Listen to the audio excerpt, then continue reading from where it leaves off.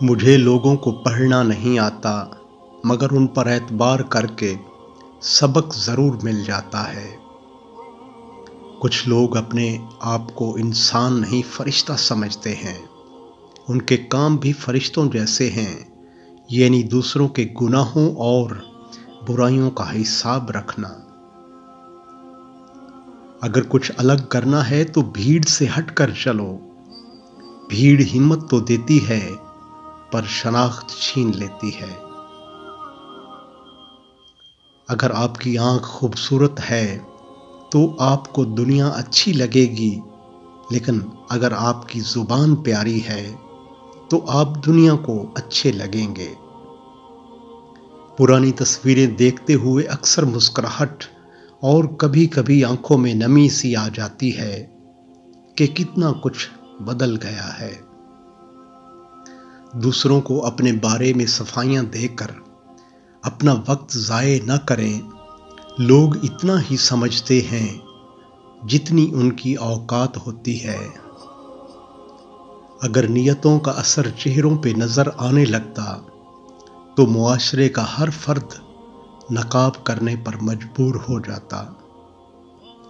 زندگی میں ایک ایسے انسان کا ہونا بہت ضروری ہے جس کو دل کا حال بتانے کے لیے لفظوں کی ضرورت نہ ہو۔ جب کوئی نہ سمجھ رہا ہو تب خاموش ہو جانا بہتر ہے۔ بحث باتوں کو بگاڑ دیتی ہے۔ ہم لوگ نیک بننا نہیں بلکہ خود کو نیک دکھانا اور کہلوانا چاہتے ہیں، اور یہ منافقت کا سب سے اعلیٰ درجہ ہے۔ ہم سب رہتے تو ایک ہی دنیا میں ہیں، لیکن سب کی دنیا الگ الگ ہے۔ سہنے والے کو اگر صبر آ جائے تو کہنے والے کی اوقات 2 کوڑی کی رہ جاتی ہے۔ جو دل کے سچے ہوتے ہیں وہ اکثر اکیلے ہوتے ہیں۔ صرف بادام اور چھوارے سے شرطیہ 5 مردوں کے برابر طاقت۔